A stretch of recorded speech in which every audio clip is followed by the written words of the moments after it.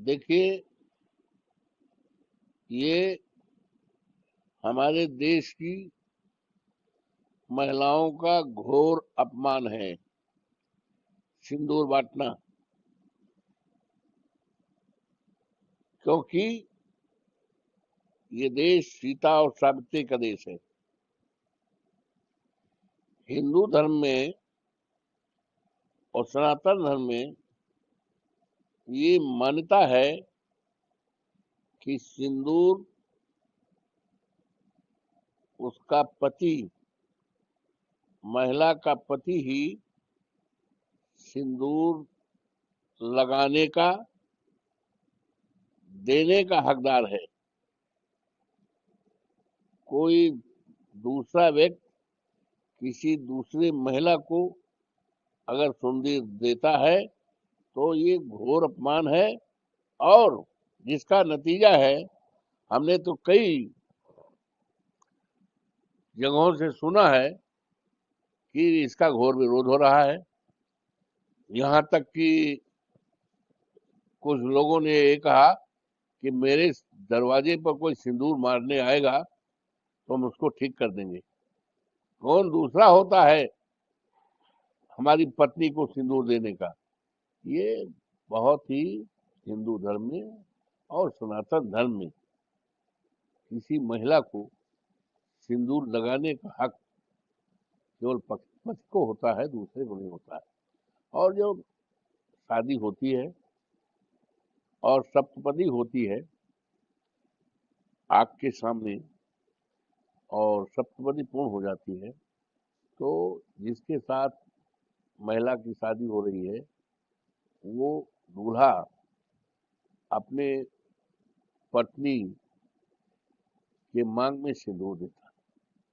तो वो सिंदूर सुहाग का प्रतीक है। वेदों में भी लिखा है, हमारे सभी धर्म ग्रंथों में लिखा हुआ है, हमने वेद भी पढ़ा है। किसी दूसरे को महिला के सिंदूर देने का, सिंदूर लगाने का हक नहीं है। भारतीय जनता पार्टी के द्वारा जो सिंदूर वितरण का कार्य किया जा रहा है, ये हमारे परंपराओं के अनुसार विपरीत है, हमारे धर्मों के विपरीत है और हमारी जो हिंदू धर्म में महिलाओं की पवित्रता का है उसके विरोध में है। इसलिए ये देश की परंपरा को तोड़ने के और देश को महकाने का काम हो रहा है, भ्रमित करने का काम हो रहा है कि लोग उसकी चर्चा करें। अगर इनको बांटना है तो सरकारी नौकरी बांटे। अगर इनको बांटना है तो सरकारी नौकरी बांटे। आज देश में करोड़ों करोड़ों हमारे नौजवान हैं, पढ़े लिखे तैयार हैं, बड़ी बड़ी डिग्रियां लिए हैं, आज उनकी डिग्रियां फेल हो रही हैं, बेकार हो रही, इनमेन हो रही हैं।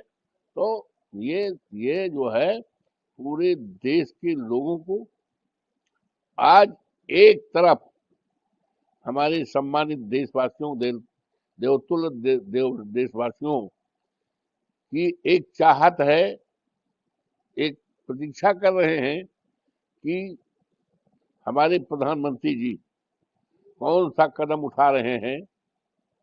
जो 26-26 हमारी जाने गई हैं, उनके लिए क्या कर रहे हैं? जबकि सारा देश इस अवसर पर, सारा देश एक साथ है, एक राय के साथ है। हमारी पार्टी के हमारे नेता माननीय अखिलेश जी ने स्पष्ट रूप से कहा है कि इस देश से और दुनिया से आतंकवाद के ठिकानों को समाप्त करने के लिए, जड़ से उखाड़ने के लिए सरकार जो भी कदम उठाएगी उस कदम के साथ हम हैं। और यही सभी राजनीतिक पार्टियों ने इसी तरह से आश्वासन दिया है। समूचे देवतुल्य देशवासियों ने एक झंडे के नीचे आश्वासन दिया है। और ये हमारी परंपरा भी रही है, हमारे देश का गौरवशाली इतिहास रहा है। जब भी हमारे देश पे कोई खतरा रहा है, चाहे वो 65 का रहा हो, चाहे 71 का रहा हो, सारे देशवासी एक होकर के झंडे के नीचे पार्टी पार्टी से कहीं कोई सवाल नहीं था, लेकिन आज देश को इस बात का उम्मीद है कि माननीय प्रधानमंत्री जी कौन सा कदम उठाएंगे जिससे पूरे देश और दुनिया से ये आतंकवाद जड़ से खत्म हो जाए। आज इसकी जरूरत है।